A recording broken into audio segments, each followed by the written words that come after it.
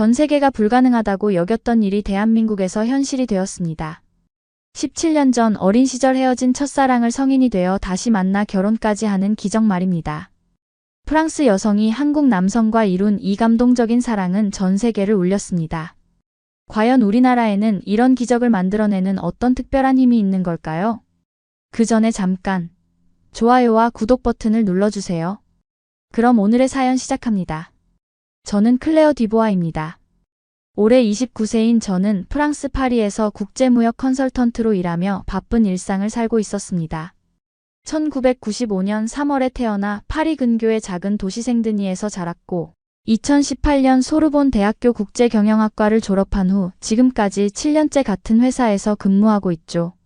저희 회사는 유럽계 중견기업들의 아시아 진출을 돕는 컨설팅 전문 회사로 저는 주로 한국, 일본, 중국 시장 분석을 담당하고 있어요.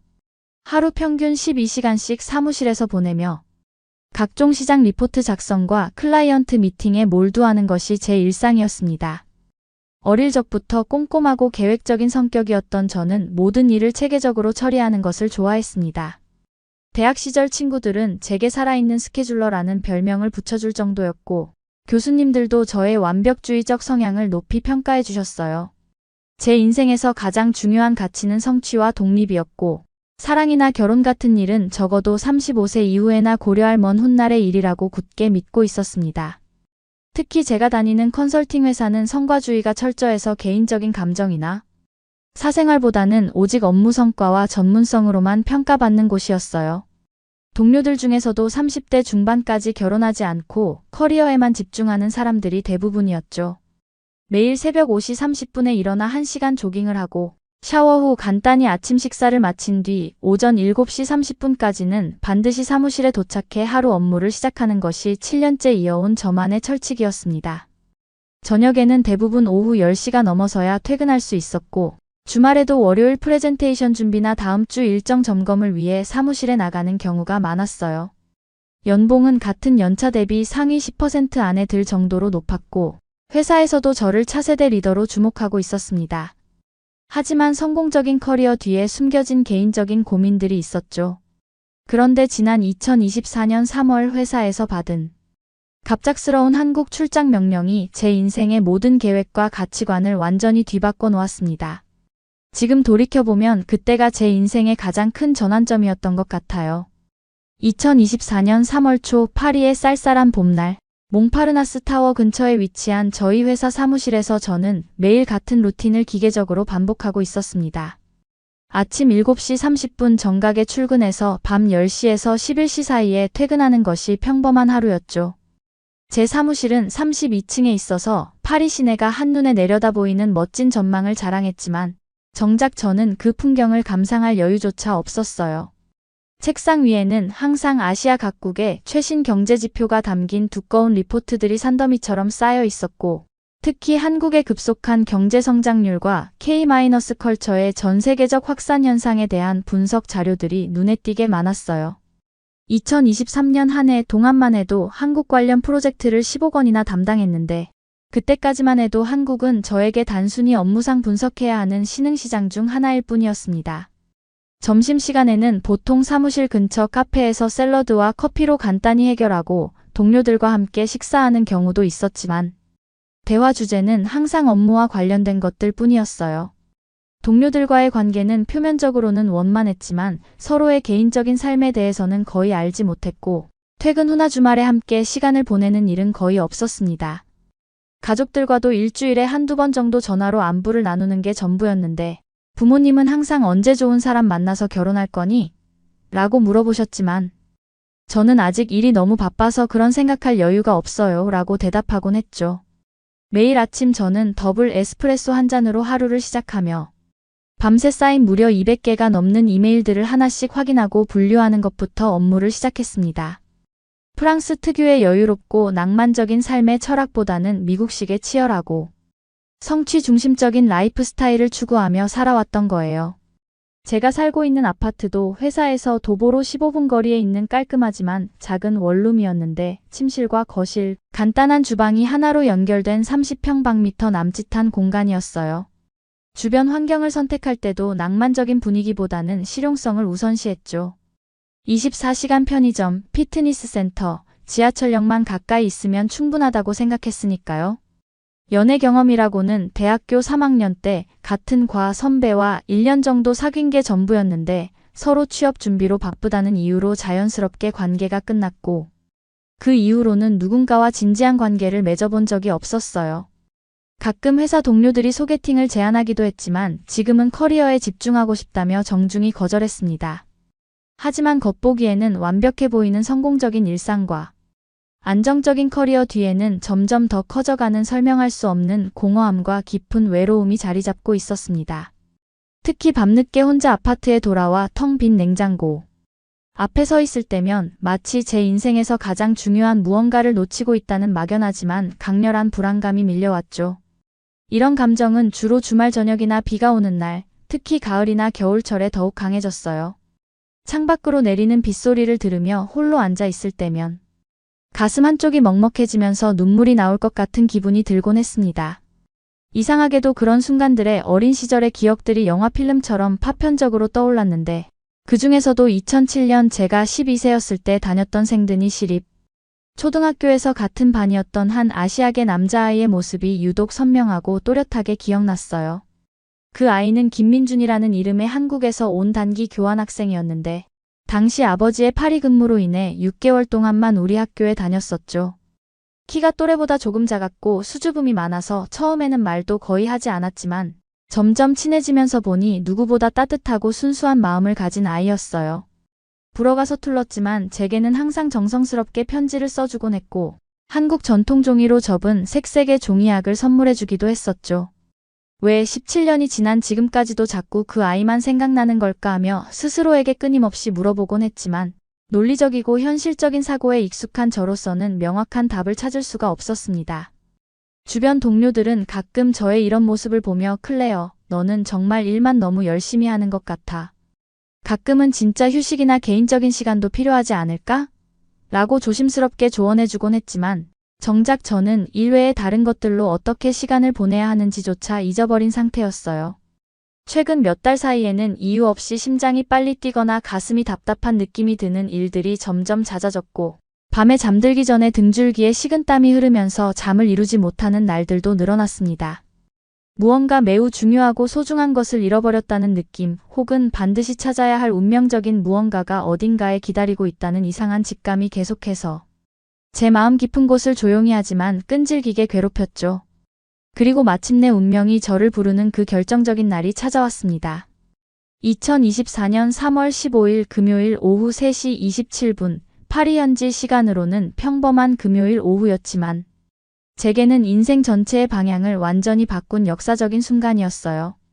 저는 평소처럼 사무실에서 다음 주 프레젠테이션 자료를 정리하고 있었는데 갑자기 회사 부장님의 비서가 와서 클레어, 부장님이 급하게 보자고 하시는데 지금 회의실로 올 수 있겠어요?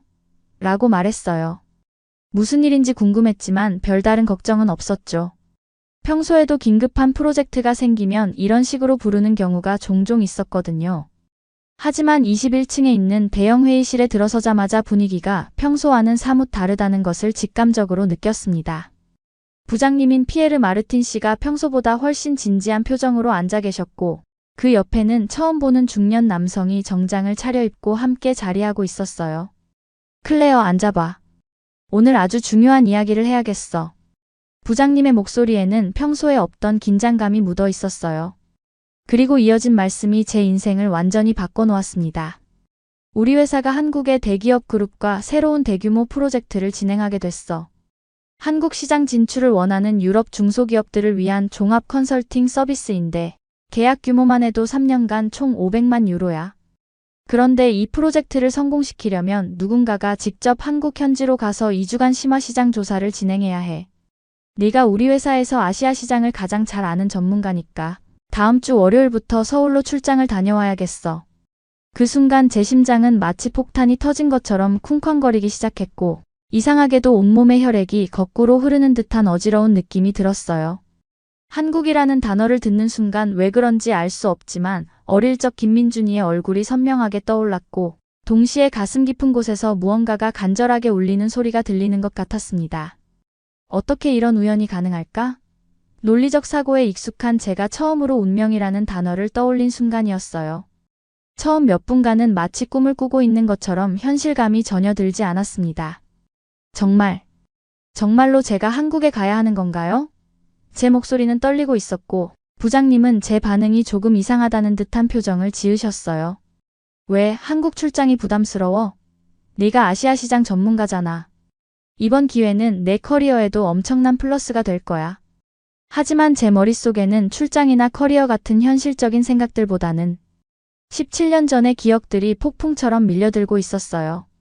김민준이와 함께 학교 도서관에서 한국어와 프랑스어를 서로 가르쳐주던 날들. 그가 한국 전통 과자를 가져와서 쉬는 시간에 나눠 먹던 달콤한 맛. 작별 인사도 제대로 하지 못한 채 갑자기 한국으로 돌아간 그날의 아쉬움까지. 모든 것이 생생하게 되살아났습니다. 회의실에서 나온 후 제 사무실로 돌아왔지만 도저히 일에 집중할 수가 없었어요. 컴퓨터 모니터를 바라보고 있지만 화면에 글자들이 전혀 눈에 들어오지 않았고 평소 같으면 30분이면 끝낼 수 있는 간단한 보고서 작성도 2시간이 넘도록 진전이 없었습니다. 동료들이 클레어, 오늘 왜 이상해?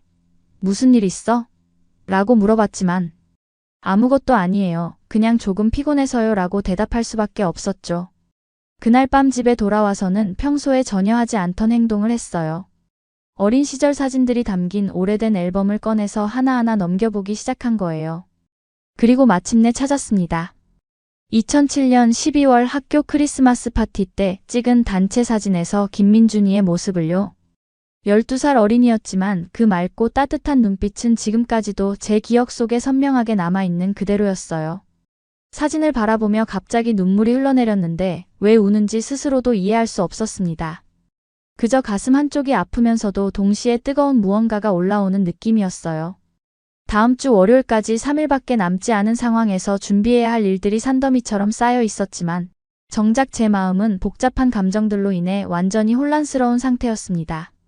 토요일 아침부터 한국 출장 준비를 시작했는데 비자는 다행히 회사에서 미리 처리해둔 상태였고 항공편도 일요일 밤 에어프랑스 직항편으로 예약되어 있었어요. 하지만 짐을 싸면서도 계속해서 이상한 기분이 들었습니다.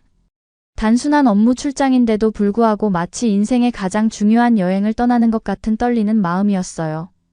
부모님께 한국 출장 소식을 알려드렸더니 어머니가 클레어, 한국이라니 정말 좋겠구나. 요즘 한국 문화가 전 세계적으로 인기라던데 이번 기회에 좋은 경험 많이 해오렴이라고 말씀하셨어요. 그런데 저는 어머니께 어린 시절 한국 친구에 대한 이야기는 차마 하지 못했습니다. 아직 저 스스로도 이런 감정들을 정확히 이해하지 못하고 있었거든요. 일요일에는 회사에서 받은 한국 시장 관련 자료들을 다시 한번 정리하면서 출장 계획을 세웠어요. 서울에 있는 여러 기업들과 미팅 일정이 빼곡하게 잡혀 있었고 롯데월드타워에 있는 한국 파트너 회사 사무실에서 대부분의 업무가 진행될 예정이었습니다.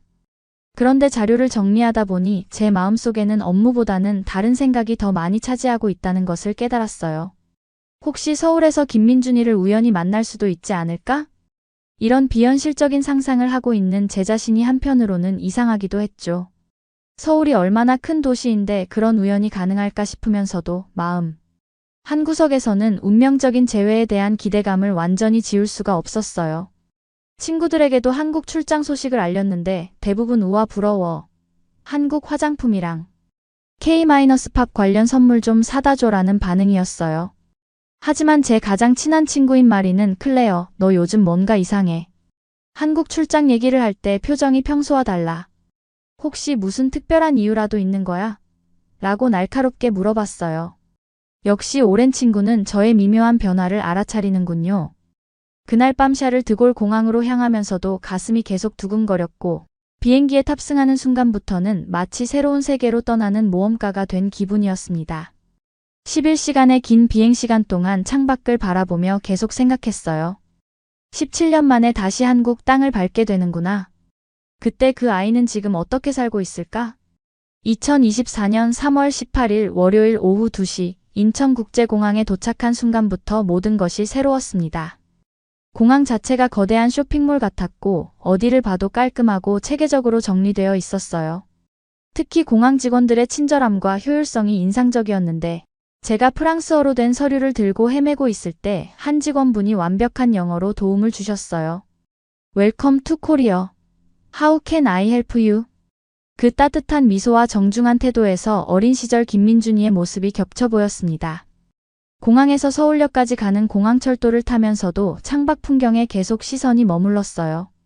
고층 빌딩들이 끝없이 이어져 있고 한강이 도시 한복판을 가로질러 흐르는 모습이 정말 장관이었습니다. 파리와는 완전히 다른 도시의 역동성이 느껴졌어요. 회사에서 예약해준 호텔은 명동에 있는 럭셔리 호텔이었는데 체크인을 하면서 프론트 직원이 혹시 한국은 처음 방문이신가요? 라고 물어봤어요. 어린 시절에 한 번. 아니, 사실 처음이에요 라고 대답하면서 왜 그런 애매한 말을 했는지 스스로도 이상했습니다. 호텔 방에서 짐을 정리하고 나서 제일 먼저 한 일은 인터넷으로 김민준이를 검색해보는 것이었어요. 김민준이라는 이름으로 검색하니 수백 명의 결과가 나왔고 그 중에서 제가 찾는 그 사람을 특정하기는 거의 불가능했습니다.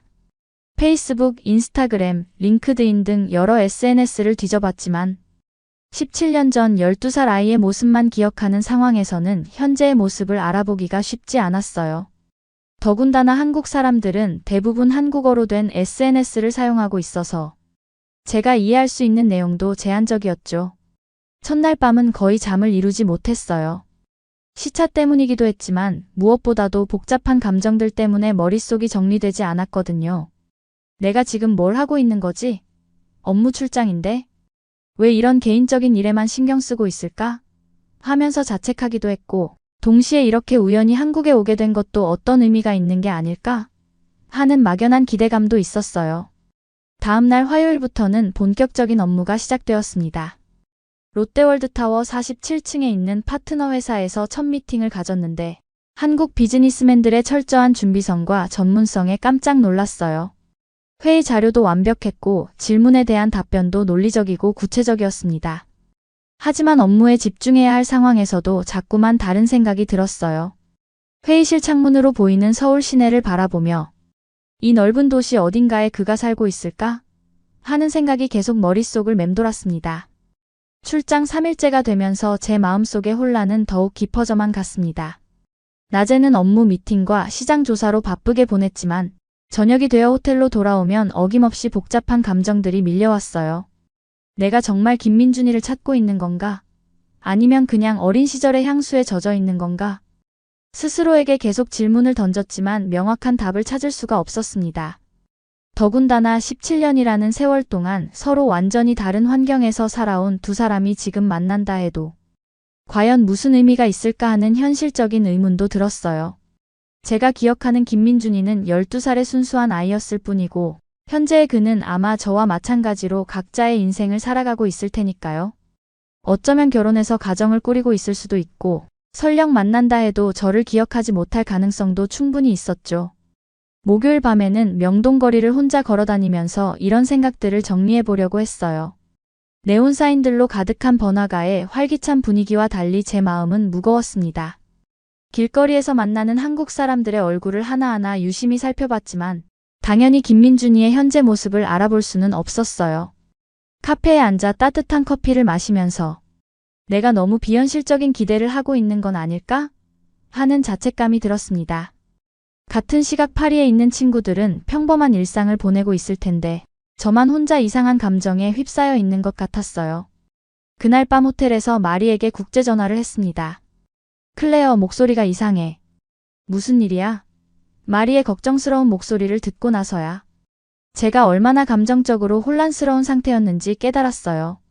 사실은 어린 시절 친구를 생각하고 있어. 한국에서 만났던 하고 말을 시작했다가 다시 멈췄습니다.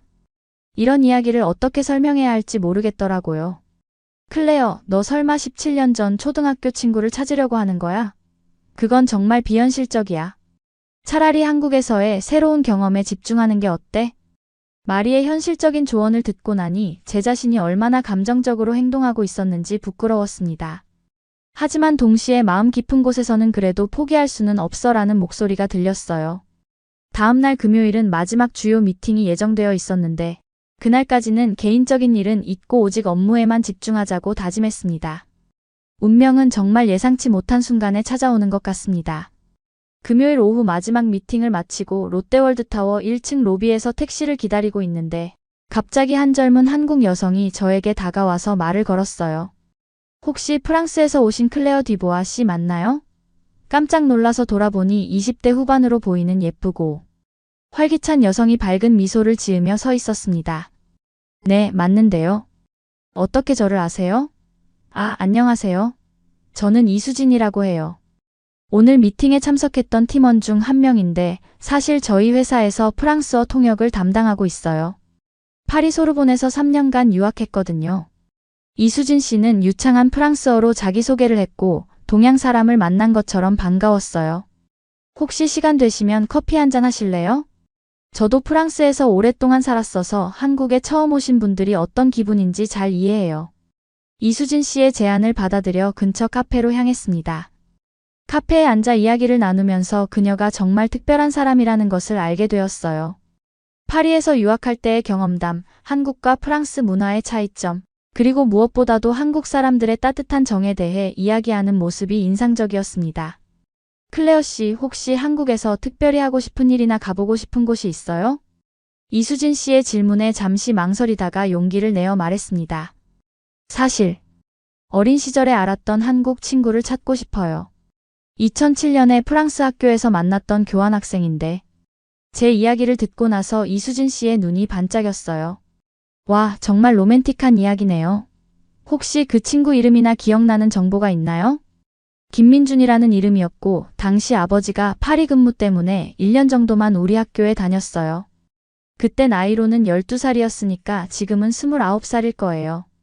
이수진 씨가 핸드폰을 꺼내더니 한국에는 정말 다양한 SNS와 검색 방법이 있어요.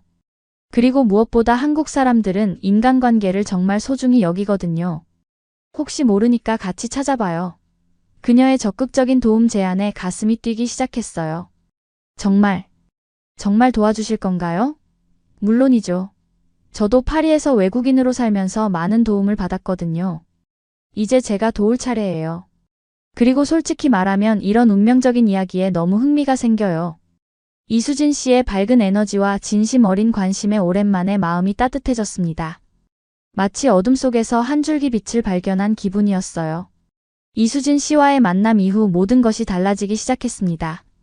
그녀는 정말로 적극적으로 도와주겠다고 하더니 주말에 시간을 내어 함께 김민준이를 찾는 계획을 세워주었어요. 클레어 언니, 한국에서는 이런 경우 체계적으로 접근하는 게 좋아요. 일단 가능한 모든 경로를 정리해 봅시다. 토요일 오전에 홍대 근처 카페에서 만나 본격적인 작전 회의를 시작했습니다. 이수진 씨가 노트북을 꺼내며 설명했어요. 첫 번째로 한국의 주요 SNS인 카카오 스토리, 네이버 블로그, 인스타그램을 모두 검색해 볼게요. 두 번째로는 동창회 사이트나 초등학교 관련 커뮤니티도 찾아보고, 세 번째로는 혹시 김민준이 씨가 해외 거주 경험이 있다면 국제학교 출신자 네트워크도 확인해 볼 수 있어요. 그녀의 체계적인 접근법에 감탄했습니다. 그런데 가장 중요한 건 김민준이 씨가 다녔던 한국 초등학교를 찾는 거예요. 2007년에 프랑스에 있었다는 것은 아버지가 외교관이나 대기업 주재원이었을 가능성이 높거든요. 이수진 씨의 추리력이 정말 놀라웠어요. 우리는 몇 시간 동안 인터넷 검색을 했고 마침내 몇 가지 단서를 찾을 수 있었습니다. 클레어 언니, 이것 봐요. 2007년도에 프랑스 파리의 주재원으로 파견된 한국 공무원과 기업 임직원 명단이에요. 김씨 성을 가진 사람들이 꽤 많네요. 리스트에는 약 15명의 김씨 성을 가진 사람들이 있었고 그 중에서 자녀가 있을 만한 연령대를 고려하면 5-6명 정도로 좁혀졌어요. 이제 이분들의 자녀 정보를 찾아봐야 하는데 이건 개인정보 문제가 있어서 조심스러워요. 이수진 씨가 걱정스러운 표정으로 말했습니다. 그때 갑자기 좋은 아이디어가 떠올랐어요. 혹시 한국의 프랑스 학교 출신자들의 모임 같은 게 있을까요? 김민준이도 프랑스 학교를 다녔으니까 그런 네트워크에 참여했을 수도 있잖아요. 와, 정말 좋은 생각이에요. 한국에는 정말로 그런 모임들이 많거든요. 재외국민 자녀 모임, 해외 거주 경험자 네트워크, 특히 프랑스 관련 모임들도 활발해요. 우리는 즉시 관련 커뮤니티들을 검색하기 시작했고 프랑스 거주 경험자 모임, 한불 문화 교류회, 파리 생활 경험담 같은 여러 온라인 그룹들을 발견했어요. 이수진 씨가 내일 일요일에 이런 모임 중 하나에서 정기 만남이 있대요. 혹시 참여해 보실래요? 라고 제안했습니다. 마침내 실질적인 계획이 세워진 것 같아 설렘과 동시에 긴장감도 느껴졌어요. 정말 감사해요, 이수진 씨. 혼자였다면 절대 이렇게까지 체계적으로 접근할 수 없었을 거예요. 일요일 오후 3시 강남에 있는 한 카페에서 열린 프랑스 거주 경험자 모임에 이수진 씨와 함께 참석했습니다. 약 20명 정도의 사람들이 모여 있었는데 연령대도 다양하고 직업도 정말 다양했어요. 외교관, 기업 주재원, 유학생, 요리사, 아티스트까지 각자의 프랑스 경험담을 나누고 있었습니다. 모임 진행자인 40대 남성분이 저를 소개해 주시면서 오늘 프랑스에서 오신 클레어 씨가 참석해 주셨는데 혹시 어린 시절 한국 친구를 찾고 계신다고 하네요 라고 말씀해 주셨어요. 그러자 여러 사람들이 관심을 보이기 시작했습니다. 어느 시기에 프랑스에 계셨던 친구인가요? 혹시 어느 지역이었나요? 질문들이 쏟아졌고 저는 떨리는 마음으로 김민준이에 대해 알고 있는 정보들을 설명했어요. 2007년에 파리 근교 생드니에서 6개월간 같은 초등학교를 다녔고 당시 12살이었으니까 지금은 29살 정도일 것 같아요. 아버지가 공무원이나 회사원이셨던 것 같고 그때 한 구석에 앉아있던 30대 초반의 여성분이 손을 번쩍 들었어요. 혹시 그 친구가 김민준이라는 이름이었나요? 그리고 아버지가 문화체육관광부 소속이셨던 제 심장이 거의 멈출 뻔했습니다. 네, 맞아요. 김민준이요. 아, 세상에. 저는 김민준이 사촌 누나인 김소영이에요. 민준이가 어린 시절 프랑스에서 클레어라는 친구가 있었다고 종종 얘기했거든요. 정말 놀라워요. 그 순간 카페 안에 모든 사람들이 우리의 대화에 집중했고 여러 사람들이 와, 정말 드라마 같다. 이런 일이 실제로 일어나다니 하며 감탄했어요. 김소영 씨는 흥분한 목소리로 계속 말했습니다. 민준이는 지금 IT 회사에서 일하고 있어요. 결혼은 아직 안 했고 강남에 살고 있어요. 정말 우연의 일치네요. 사실 민준이가 가끔 어린 시절 프랑스 친구들 이야기를 하면서 특히 클레어라는 친구를 많이 그리워했거든요. 저는 믿을 수 없다는 표정으로 소영 씨를 바라봤어요. 정말로 민준이를 아세요? 지금도 연락하고 지내세요? 물론이죠. 저희는 친한 사촌 사이거든요. 지금 당장 민준이에게 연락해볼까요? 소영 씨가 핸드폰을 꺼내려는 순간 갑자기 무서워졌어요. 17년 만에 재회라는 것이 현실로 다가오니까 오히려 두렵더라고요. 잠깐만요. 갑자기 연락하면 민준이 씨가 놀라지 않을까요? 그리고 저를 기억이나 할까요? 이수진 씨가 제 어깨를 토닥이며 괜찮아요, 언니. 이미 여기까지 온 거잖아요. 용기 내세요. 하고 격려해줬어요. 하지만 막상 김민준이와의 실제 만남이 임박하자 예상치 못한 거대한 두려움이 밀려왔습니다. 김소영 씨가 민준이에게 전화를 걸려고 하는 순간 제 머릿속에는 온갖 부정적인 생각들이 폭풍처럼 몰아쳤어요. 만약 그가 저를 기억하지 못한다면? 만약 기억한다 하더라도 별로 반갑지 않아 한다면? 아니면 이미 여자친구가 있거나 결혼 준비 중이라면? 갑자기 가슴이 답답해지고 숨이 막히는 것 같았어요. 17년이라는 세월의 무게가 한순간에 제게 압도적으로 느껴졌습니다. 소영 씨, 잠깐만요. 잠깐만 시간을 좀 주세요. 저는 카페 밖으로 나가 찬 공기를 마시며 마음을 정리하려고 했어요. 이수진 씨가 따라 나와서 언니 괜찮아요? 얼굴이 너무 창백해요 하고 걱정스러워했습니다. 이수진 씨, 제가 너무 성급했던 것 같아요. 17년 동안 완전히 다른 삶을 살아온 사람들이 갑자기 만난다고 해서 뭐가 달라질까요? 어쩌면 저는 그냥 어린 시절의 아름다운 추억에 집착하고 있는 건지도 몰라요. 눈물이 쏟아질 것 같았지만 겨우 참았습니다. 그때 제 핸드폰이 울렸어요. 파리에 있는 회사 부장님으로부터 온 문자였는데 클레어 한국 출장 어때? 내일 월요일 미팅 준비는 잘 되고 있지? 라는 내용이었어요. 그 순간 현실이 다시 저를 강타했습니다. 저는 지금 업무 출장 중이고 내일부터는 또 다른 중요한 미팅들이 기다리고 있어요. 이런 개인적인 일로 업무에 지장을 주면 안 되는 상황이었죠. 게다가 수요일에는 파리로 돌아가야 하는 일정이었어요. 단 2-3일 안에 17년의 공백을 메우고 의미 있는 만남을 가질 수 있을까요? 너무 비현실적인 기대였던 것 같았어요. 이수진 씨에게 미안해요. 저 생각해보니까 이건 아닌 것 같아요. 너무 급작스럽고 민준이 씨에게도 부담이 될 것 같아요.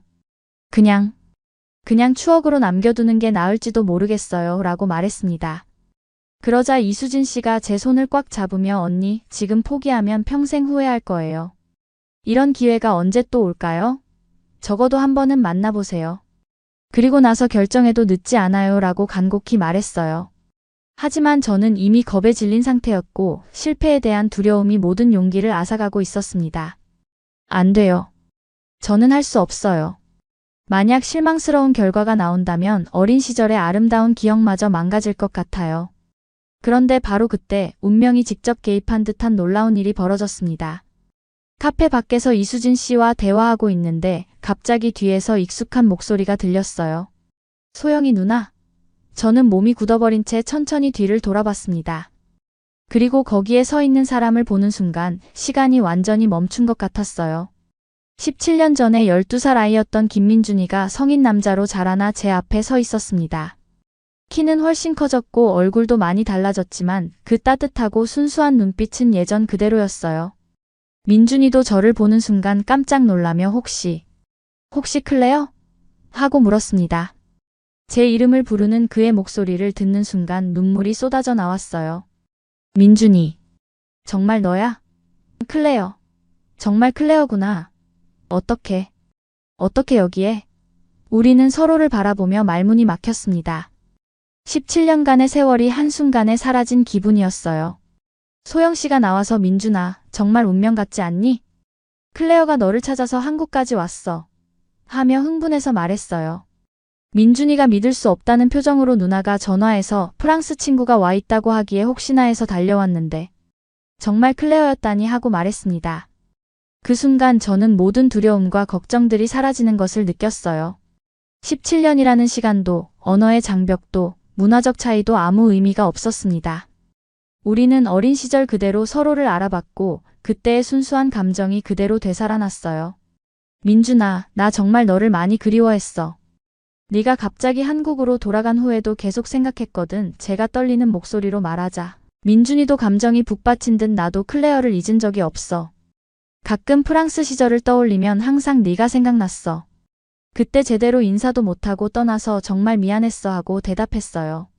주변에 있던 사람들이 모두 우리를 바라보며 감동받은 표정을 짓고 있었고 어떤 분은 눈물을 흘리기까지 했어요. 이수진 씨가 언니 정말 영화 같아요. 이런 일이 실제로 일어나다니 하며 기뻐했습니다. 민준이가 클레어 오늘 시간 있어? 우리 좀 더 이야기할 수 있을까?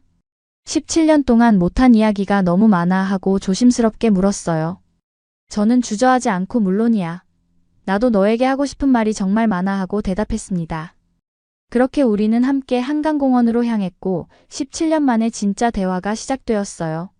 한강공원의 벤치에 나란히 앉아 17년간의 이야기를 나누는 시간은 마치 꿈 같았습니다. 민준이는 한국으로 돌아온 후의 삶에 대해, 저는 프랑스에서의 지난 세월에 대해 차근차근 이야기했어요.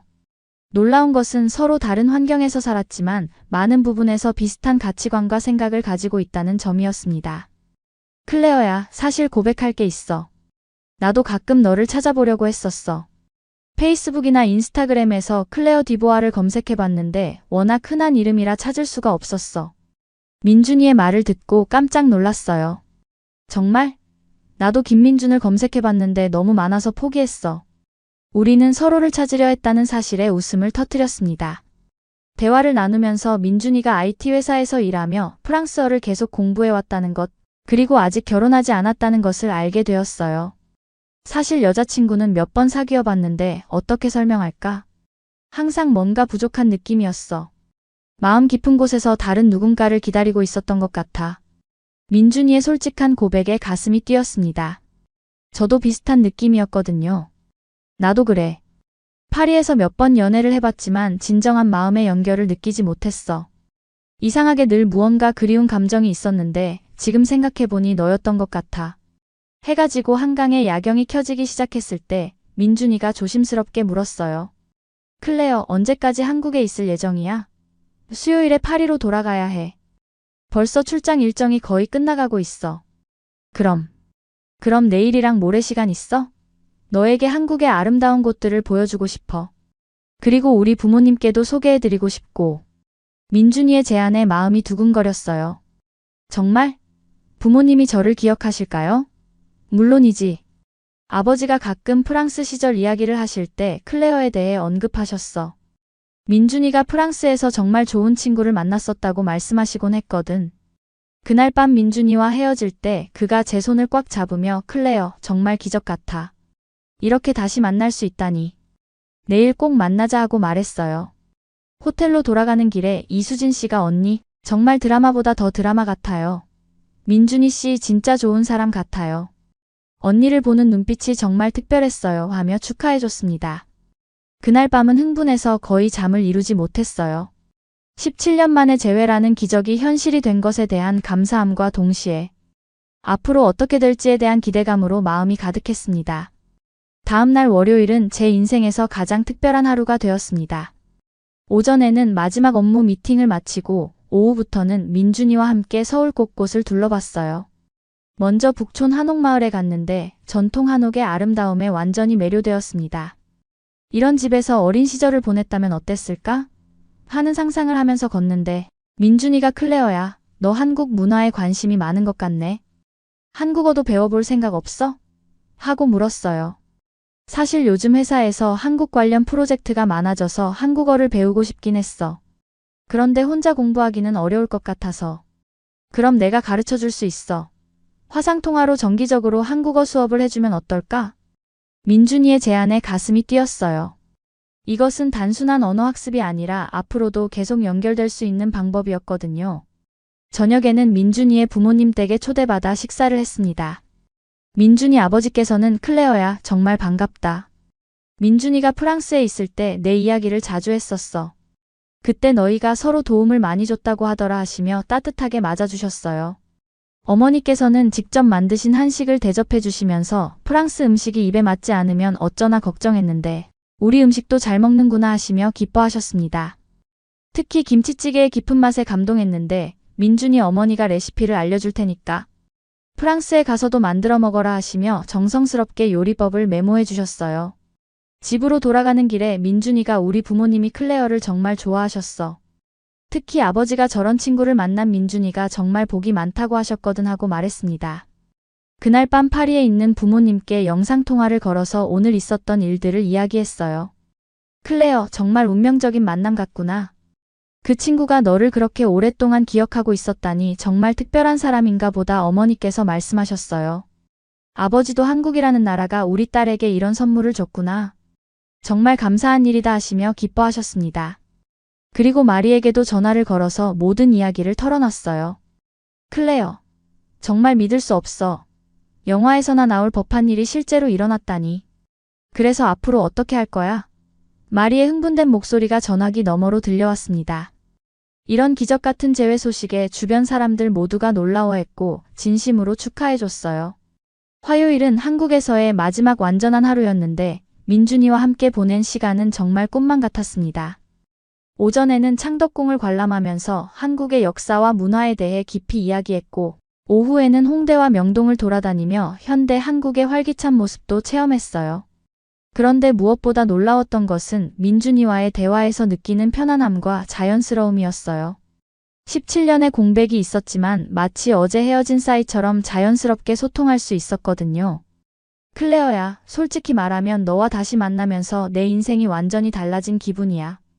그동안 뭔가 비어있던 부분이 채워지는 느낌이랄까? 민준이의 고백에 저도 같은 마음이라고 대답했어요. 그날 저녁 이수진 씨도 함께 만나서 셋이 함께 식사했는데 이수진 씨가 너희 둘을 보고 있으면 정말 운명적인 커플이라는 생각이 들어. 서로 완전히 다른 문화권에서 살았는데도 이렇게 자연스럽게 어울리다니 하며 감탄했어요. 그리고는 클레어 언니, 진짜 한국 남자들 중에서도 민준이만큼 매너 좋고 착한 사람 찾기 어려워요. 놓치면 안 돼요. 하고 장난스럽게 말했습니다. 그날 밤 민준이와 한강에서 마지막 산책을 하면서 진지한 대화를 나눴어요.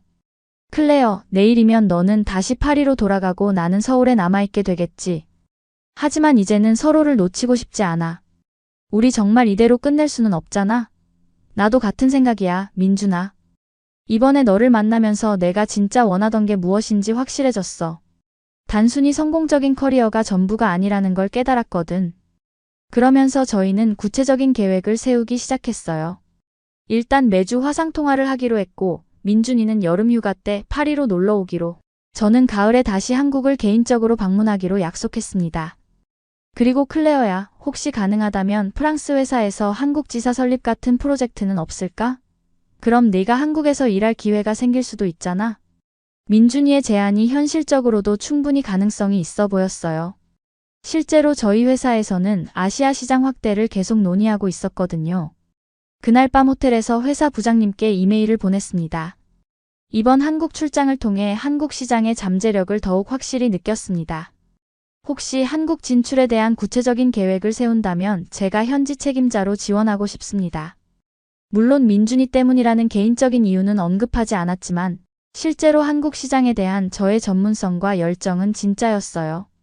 수요일 오전 인천공항에서의 작별은 정말 눈물겹도록 아쉬웠습니다. 민준이가 공항까지 배웅을 나와줬는데 출국장에 들어가기 전 마지막 포옹을 나누면서 둘 다 눈물을 참을 수 없었어요. 클레어야, 이번이 진짜 마지막 작별은 아니야. 우리 이제 시작이잖아. 민준이의 말에 고개를 끄덕이며 맞아, 이제는 정말 시작이야. 17년 동안 서로를 그리워했으니까 이제는 함께 미래를 만들어가자 하고 대답했습니다. 파리로 돌아가는 11시간의 비행시간 동안 지난 2주간의 모든 일들이 마치 꿈처럼 느껴졌어요. 단순한 업무 출장으로 시작했던 한국 여행이 제 인생을 완전히 바꿔놓은 거죠. 파리에 도착해서 부모님과 친구들에게 한국에서의 경험을 이야기할 때마다 모두들 믿을 수 없다는 반응이었어요. 클레어, 너 정말 완전히 달라졌구나. 표정도 밝아졌고 목소리에도 활기가 넘쳐 마리가 말했습니다. 실제로 저는 한국에서 돌아온 후 많은 것들이 달라졌어요. 무엇보다 삶에 대한 관점이 완전히 바뀌었습니다. 이전에는 오직 일과 성취에만 집중했다면 이제는 인간관계와 정서적 교류의 중요성을 깨달았어요. 한국에서 경험한 따뜻한 정과 배려심, 그리고 민준이와의 재회를 통해 느낀 진정한 사랑의 의미를 알게 된 거죠. 회사에서도 변화가 생겼습니다. 제가 보낸 한국 지사 설립 제안서가 긍정적으로 검토되기 시작한 거예요. 클레어, 네, 이번 한국 출장 보고서가 정말 인상적이야. 한국 시장에 대한 깊이 있는 이해와 열정이 느껴져. 혹시 정말로 한국 진출 프로젝트를 맡을 의향이 있어? 부장님의 제안에 주저하지 않고 네, 정말 하고 싶습니다. 라고 대답했어요.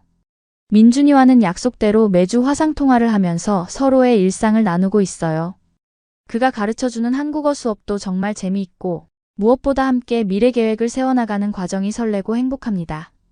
클레어야, 다음 달에 파리 출장이 확정됐어. 2주 동안 있을 예정이야. 민준이의 소식에 가슴이 뛰었어요. 이제는 더 이상 17년의 공백이 우리를 갈라놓을 수 없다는 확신이 들었습니다.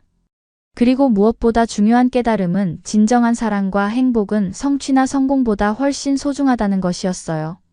한국에서 만난 사람들의 따뜻함과 민준이와의 순수한 감정을 통해 삶에서 정말 중요한 것이 무엇인지 알게 되었습니다. 한국 지사 설립 프로젝트가 본격적으로 시작되면서 예상하지 못했던 복잡한 문제들이 하나둘씩 드러나기 시작했습니다.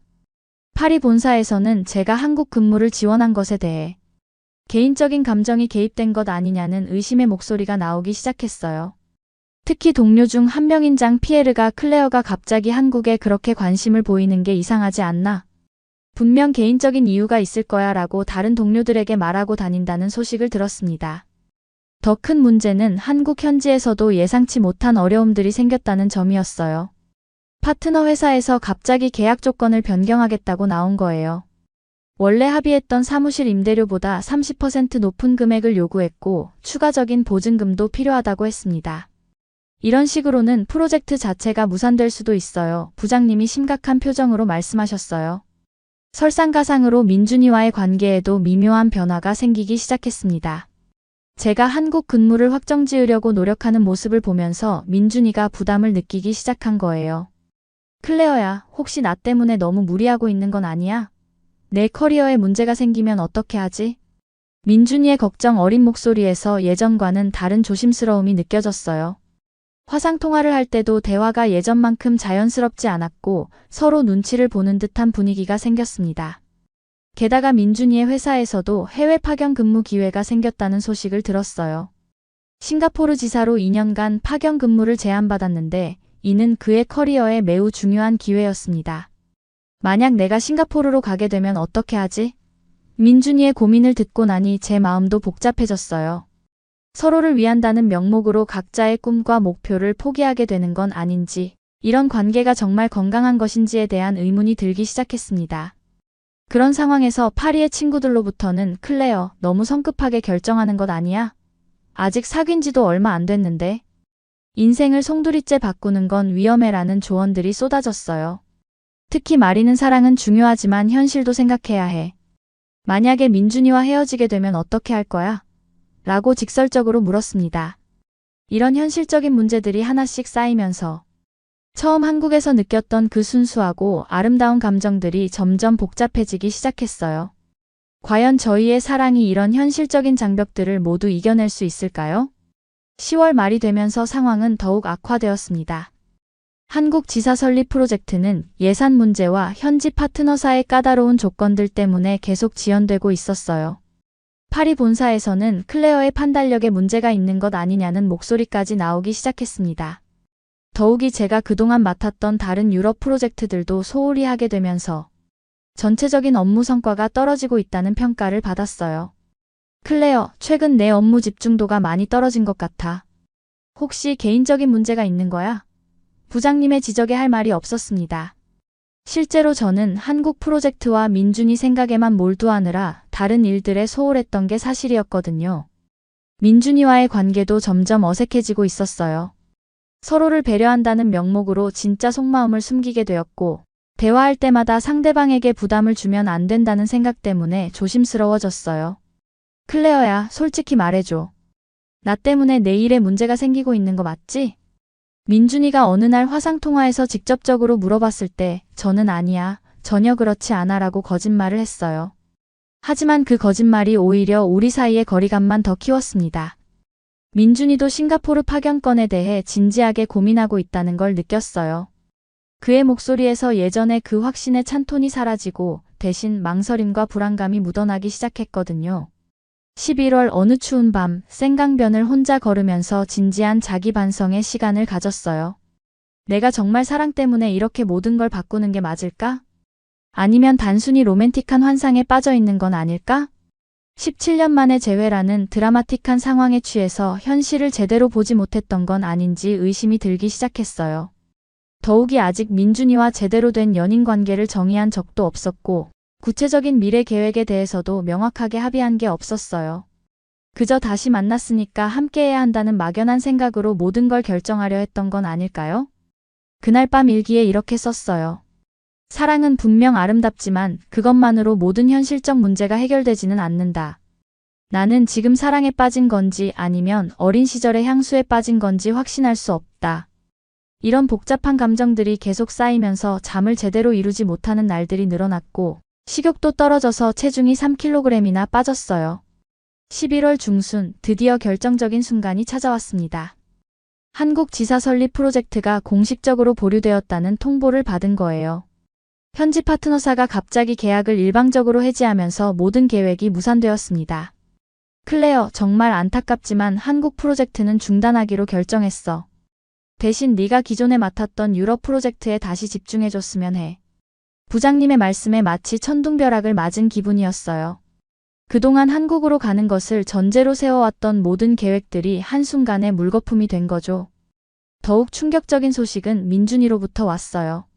그가 결국 싱가포르 파견 근무를 받아들이기로 결정했다는 것이었습니다. 클레어야. 정말 미안해. 하지만 이 기회를 놓치면 내 커리어에 큰 타격이 될 것 같아서. 2년 후에 다시 한국으로 돌아올 예정이니까. 민준이의 말을 들으면서 가슴 한쪽이 무너지는 느낌이었어요.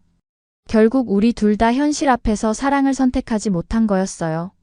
그날 밤 화상통화에서 우리는 처음으로 솔직한 대화를 나눴습니다. 민준아, 솔직히 말해봐. 우리가 정말 사랑하는 사이인지 아니면 그냥 어린 시절의 아름다운 추억에 매달리고 있는 건지 모르겠어. 제 말에 민준이도 오랫동안 침묵했어요. 나도 요즘 계속 그런 생각을 했어. 우리가 과연 현실적인 관계를 만들어갈 수 있을까 하고 말이야. 우리는 그날 밤 3시간 동안 이야기하면서 서로의 진심을 털어놓았어요. 사실 둘 다 부담을 느끼고 있었고 서로를 위해서라는 명목으로 자신의 꿈을 포기하려 했던 것도 어리석었다는 것을 인정했습니다. 클레어야, 아마 우리에게는 시간이 더 필요한 것 같아. 각자 자신의 길을 걸으면서 정말 서로가 필요한 사람인지 확인해 보는 거야. 민준이의 제안에 가슴이 아팠지만 동시에 안도감도 느꼈어요. 그래서 우리는 잠시 거리를 두기로 결정했습니다. 민준이는 12월에 싱가포르로 떠날 예정이었고 저는 파리에서 제 커리어에 다시 집중하기로 했어요. 만약 정말 운명이라면 2년 후에도 우리 마음이 변하지 않을 거야. 민준이의 말에 눈물이 났지만 고개를 끄덕였습니다. 이별이 아닌 잠시의 이별이라고 스스로를 위로하면서도 과연 2년이라는 시간이 지난 후에도 우리의 감정이 그대로일까 하는 불안감을 지울 수 없었어요. 민준이가 싱가포르로 떠난 후 처음 몇 달은 정말 힘들었습니다. 매일 그의 안부가 궁금했고 사소한 일상들을 공유하고 싶었지만 스스로 만든 약속을 지켜야 했어요. 대신 저는 그동안 소홀했던 일에 다시 온전히 집중하기 시작했습니다. 유럽 중소기업들의 아시아 진출을 돕는 새로운 프로젝트를 맡게 되었고 이번에는 개인적 감정에 휘둘리지 않고 순수하게 업무적 열정으로 임했어요. 놀랍게도 객관적이고 냉정한 시각으로 일에 임하자 성과가 훨씬 좋아졌습니다. 6개월 만에 3개의 성공적인 프로젝트를 완수했고 회사에서도 다시 저를 신뢰하기 시작했어요. 클레어, 정말 많이 달라졌구나. 예전보다 훨씬 성숙해진 것 같아 부장님의 말씀에 뿌듯함을 느꼈습니다. 개인적으로도 많은 변화가 있었어요. 혼자만의 시간을 즐기는 방법을 배웠고 요리와 독서, 그림 그리기 같은 새로운 취미들을 시작했습니다.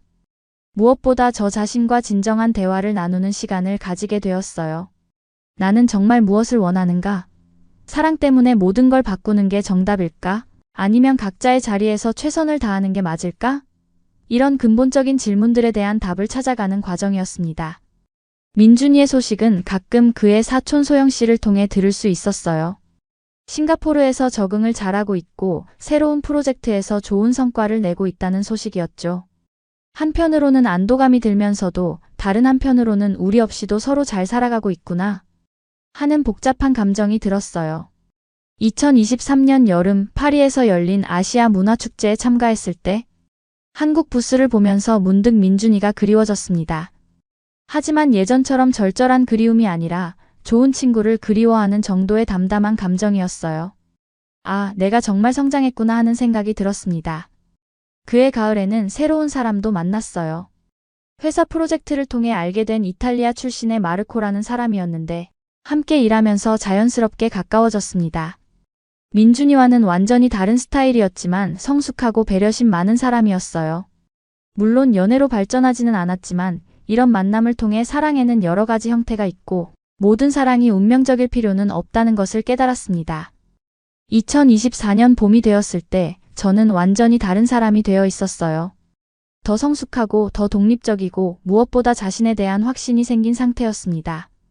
2024년 5월 예상치 못한 소식이 들려왔습니다. 민준이가 싱가포르 근무를 1년 일찍 마치고 한국으로 돌아온다는 것이었어요.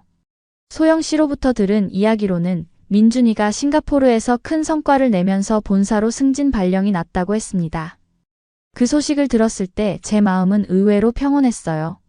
물론 반가웠지만 예전처럼 가슴이 뛰거나 설레지는 않았습니다.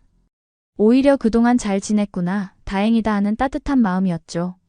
그리고 한 달 후 정말 예상치 못한 일이 일어났습니다. 저희 회사에서 새로운 아시아 프로젝트를 제안받았는데 이번에는 싱가포르가 아닌 한국이 주 무대였어요. 클레어, 이번 기회는 정말 놓치면 안 될 것 같아. 한국 시장에 대한 내 전문성을 인정받을 수 있는 절호의 기회야. 부장님의 말씀에. 이번에는 순수하게 업무적 관점에서 판단했습니다. 개인적 감정은 배제하고 오직 커리어 발전을 위한 기회로 본 거죠. 그래서 6월 말 다시 한국으로 출장을 오게 되었습니다. 이번에는 3개월간의 장기 출장이었어요. 인천공항에 도착했을 때 2년 전의 설렘과는 완전히 다른 차분함이 있었습니다. 이제는 한국이 운명의 땅이 아니라 제가 전문성을 발휘할 수 있는 비즈니스 무대로 느껴졌어요. 서울에서의 첫 주는 정말 바빴습니다. 연일 이어지는 미팅과 프레젠테이션으로 개인적인 생각을 할 여유가 없었죠. 그러던 어느 금요일 저녁 강남역 근처에서 마지막 미팅을 마치고 지하철역으로 향하는데 익숙한 목소리가 들렸어요. 클레어? 돌아보니 민준이가 서 있었습니다. 2년 만의 재회였지만 이번에는 드라마틱한 감동보다는 반가운 친구를 만난 것 같은 자연스러운 기분이었어요. 민준아, 정말 오랜만이다.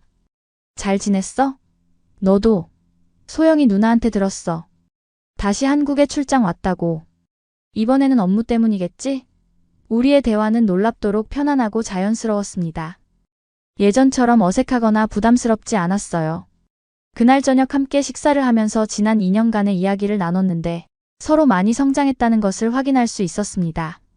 클레어야, 그때 우리가 거리를 둔 게 정말 잘한 일이었던 것 같아.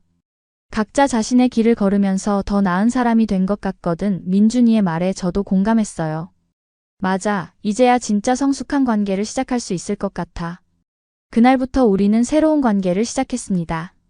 과거의 추억에 얽매이지 않고 현재의 서로를 온전히 받아들이는 관계였어요. 3개월간의 한국 출장 기간 동안 민준이와 저는 거의 매일 만났습니다. 하지만 이번에는 예전처럼 운명적 재회에 들뜬 기분이 아니라 정말 자연스럽고 편안한 만남이었어요. 평일 저녁에는 함께 저녁 식사를 하고 주말에는 서울 곳곳을 다니며 진짜 어른들의 데이트를 즐겼죠. 클레어야, 너 정말 많이 달라졌다.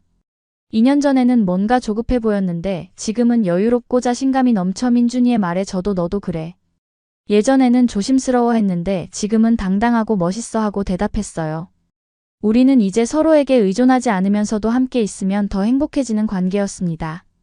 특별한 전환점이 된 날은 8월 15일 광복절이었어요. 민준이가 오늘 한강 불꽃 축제가 있는데 같이 볼래? 하고 제안했을 때 저는 주저하지 않고 좋아 하고 대답했습니다.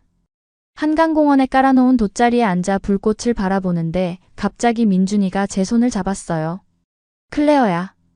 응. 나 너에게 정말 솔직하게 말하고 싶은 게 있어. 이번에는 숨기지 않고 진심을 말할게. 민준이의 진지한 표정에 제 심장이 다시 뛰기 시작했습니다. 사실 싱가포르에 있는 2년 동안 하루도 너를 잊은 적이 없었어. 처음에는 각자의 길을 가자고 했지만 시간이 지날수록 너 없는 삶이 얼마나 공허한지 깨달았거든. 그런데 동시에 너 없이도 혼자 설 수 있는 나 자신이 되고 싶었어. 그래야 너에게 진정한 사랑을 줄 수 있을 것 같아서. 제 눈에서 눈물이 흘러내렸어요. 민준아, 나도 같은 마음이었어. 처음에는 어린 시절 추억 때문에 끌렸을 수도 있지만 이제는 확실해. 지금의 너를, 성장한 너를 진심으로 사랑해. 그날 밤 한강에서 우리는 진짜 사랑을 고백했습니다. 17년 전 어린 시절의 순수한 감정이 이제는 성숙한 어른의 진정한 사랑으로 꽃피운 순간이었어요. 클레어야, 이번에는 절대 놓치지 않을 거야. 우리 정말 함께하자. 나도 그래, 민준아. 이제는 확실해. 너와 함께 미래를 만들어가고 싶어. 그날부터 우리는 공식적인 연인이 되었고 진짜 미래를 계획하기 시작했습니다. 더 이상 운명이나 우연에 기대지 않고 우리 스스로 사랑을 만들어가기로 한 거죠. 2024년 11월 저의 한국 출장이 끝나갈 무렵 민준이가 깜짝 제안을 했습니다. 클레어야, 우리 결혼하자. 더 이상 떨어져 있고 싶지 않아. 카페에서 커피를 마시던 중 갑작스럽게 나온 프로포즈였는데 반지나 특별한 세팅은 없었지만 그 진심 어린 마음이 너무 감동적이었어요. 정말? 진심이야? 물론이지. 지난 몇 달 동안 너와 함께 보내면서 확신했어. 너 없는 인생은 상상할 수 없다고. 저도 오래 고민할 필요가 없었어요. 나도 그래, 민준아. 결혼하자. 하지만 국제결혼이라는 현실적인 문제들이 기다리고 있었어요. 먼저 양가 부모님께 정식으로 인사드리는 것부터 시작해야 했죠. 민준이 부모님께는 이미 저에 대해 많이 말씀드린 상태였지만 결혼 이야기는 처음이었어요. 아버님, 어머님, 클레어와 결혼하고 싶습니다. 민준이가 정중하게 말씀드리자 아버님께서 그래, 우리도 클레어를 딸처럼 생각하고 있었어. 너희가 행복하면 우리도 기쁘다 하시며 흔쾌히 허락해 주셨어요. 어머니께서도 클레어야, 우리 가족이 되어줘서 고마워. 민준이를 잘 부탁해 하시며 눈물을 흘리셨습니다. 더 큰 도전은 저의 부모님께 소식을 전하는 것이었어요. 파리로 돌아가서 부모님께 민준이와의 결혼 계획을 말씀드렸는데 처음에는 많이 놀라셨어요. 클레어, 정말 확실한 거니? 한국에서 살겠다는 뜻이야? 어머니의 걱정 어린 질문에 네, 확실해요. 민준이와 함께라면 어디서든 행복할 수 있어요 라고 답했습니다. 아버지께서는 그 청년이 정말 좋은 사람인지 직접 확인해 봐야겠다 하시며 한국 방문을 계획하셨어요. 12월 저희 부모님이 한국을 방문하셨습니다. 민준이는 완벽한 준비를 해서 부모님을 모셨어요. 한국 전통 음식점에서 정중한 인사를 드리고 서울의 명소들을 안내해드리며 정성을 다했죠. 클레어 아버님, 저는 클레어를 정말 사랑하고 평생 행복하게 해드릴 자신이 있습니다. 딸을 저에게 맡겨주세요. 민준이의 진심 어린 말씀에 아버지께서도 너의 진심이 느껴진다. 클레어가 선택한 사람이라면 믿어보겠다 하고 허락해 주셨어요. 어머니께서는 민준이 어머니와 함께 김치 만들기를 하시면서 이제 정말 가족이 된 기분이에요 하며 기뻐하셨습니다. 양가 부모님이 모두 우리의 결혼을 축복해 주시니까 더 이상 장애물은 없었어요. 2025년 봄 서울에서 결혼식을 올리기로 결정했습니다. 2025년 4월 27일 서울 강남에 있는 아름다운 웨딩홀에서 저희의 결혼식이 열렸습니다. 벚꽃이 만개한 봄날, 정말 동화 같은 결혼식이었어요. 프랑스에서 온 제 가족들과 친구들, 한국의 민준이 가족과 친구들이 모두 모여 우리의 사랑을 축복해 주었습니다. 특히 이수진 씨가 언니 정말 공주님 같아요. 이런 날이 올 줄 알았어요 하며 눈물을 흘리는 모습에 저도 감동받았어요. 결혼식은 한국과 프랑스 전통을 모두 담은 특별한 형식으로 진행되었습니다. 먼저 한복을 입고 전통 혼례를 올린 후 웨딩드레스로 갈아입고 서양식 예식도 했어요. 민준이가 한복을 입었을 때의 모습이 정말 멋있었고 제가 웨딩드레스를 입었을 때 민준이의 감동받은 표정도 잊을 수 없어요. 클레어야, 정말 아름다워. 네가 내 신부가 되다니 아직도 꿈만 같아. 신부 대기실에서 민준이가 한 말에 행복한 눈물이 났습니다. 결혼식 피로연에서는 정말 특별한 순간들이 많았어요. 민준이 아버님께서 17년 전 프랑스에서 만난 인연이 이렇게 아름다운 결실을 맺게 되어 정말 감사합니다 라고 인사 말씀을 하셨고 제 아버지께서도 멀리 한국까지 와서 이렇게 따뜻하게 맞아주셔서 감사합니다. 이제 정말 한 가족이네요 하고 답사하셨어요. 마리를 비롯한 프랑스 친구들은 클레어, 정말 드라마보다 더 로맨틱한 사랑이야. 우리도 이런 사랑 하고 싶어 하며 부러워했고 민준이의 친구들도 형, 정말 대단해. 17년을 기다린 보람이 있네 하며 축하해줬어요. 가장 감동적이었던 순간은 민준이의 신랑 답사였어요. 17년 전 12살의 저에게 클레어라는 특별한 친구가 생겼습니다. 그때는 몰랐지만 그 친구가 제 인생의 반쪽이 될 줄은 꿈에도 몰랐죠. 긴 시간을 돌아왔지만 결국 우리는 다시 만났고 이렇게 결혼까지 하게 되었습니다. 사랑하는 클레어, 앞으로 평생 행복하게 해줄게. 그리고 이 자리에 참석해주신 모든 분들께 진심으로 감사드립니다. 민준이의 말을 듣고 하객들이 모두 박수를 치며 감동받는 모습이 정말 아름다웠어요. 신혼여행은 프랑스 프로방스로 갔습니다. 민준이에게 제가 잘한 곳들을 보여주고 싶었거든요.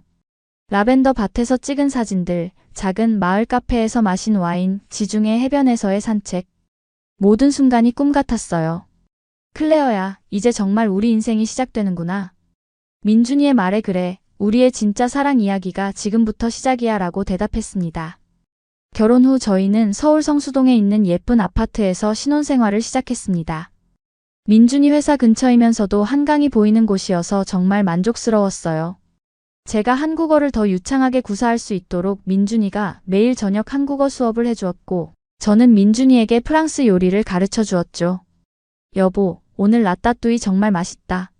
프랑스 레스토랑보다 더 맛있어 민준이의 칭찬에 뿌듯했어요. 무엇보다 서로의 문화를 존중하고 배워나가는 과정이 즐거웠습니다. 주말에는 함께 전통시장에 가서 장을 보고 양가 부모님께 안부 전화를 드리는 것이 루틴이 되었어요.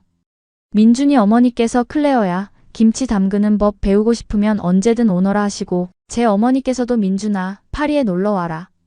정통 프랑스 요리해줄게 하시며 서로를 아끼는 모습이 보기 좋았습니다. 직장 문제도 순조롭게 해결되었어요. 저희 파리 본사에서 서울 지사 설립을 재추진하기로 결정했고 이번에는 제가 지사장으로 발령받게 되었습니다. 클레어, 이번에는 정말 개인적 감정이 아니라 순수하게 내 실력을 인정받은 거야. 축하해. 부장님의 말씀에 정말 뿌듯했어요. 민준이도 승진해서 팀장이 되었고 둘 다 커리어적으로도 안정된 상태였습니다. 6개월이 지나면서 우리는 미래에 대한 구체적인 계획을 세우기 시작했어요. 여보, 아이는 언제쯤 가질까? 민준이의 질문에 1, 2년 후쯤? 우선 서울지사 안정화부터 해야지 하고 답했습니다. 우리는 아이가 생기면 한국어와 프랑스어를 모두 가르쳐서 진짜 글로벌 인재로 키우고 싶다는 꿈도 있었어요. 집도 더 넓은 곳으로 이사할 계획을 세웠고 매년 프랑스와 한국을 오가며 양가 가족들과 시간을 보내기로 했습니다. 2025년 크리스마스에는 민준이와 함께 파리를 방문했어요. 제 어린 시절 학교도 함께 가보고 민준이가 6개월 동안 다녔던 그 초등학교도 찾아갔죠. 여보, 여기서 우리가 처음 만났구나. 그때 누가 알았겠어? 17년 후에 결혼할 줄 민준이가 감회 깊은 표정으로 말했어요. 정말 신기해. 그때 그 교실에서 우리 사랑이 시작된 거야. 저도 감동스러웠습니다. 학교 운동장에서 손을 잡고 걸으며 우리 아이도 나중에 이런 곳에서 뛰어놀겠네 하는 상상을 하니 정말 행복했어요. 그해 송년회에서 민준이가 클레어야, 올해가 내 인생에서 가장 행복한 해였어. 내년에는 더 행복해지자 하며 샴페인 잔을 들었을 때 저도 나도 그래. 우리 앞으로도 계속 행복하자며 건배했습니다. 정말 완벽한 한 해였어요.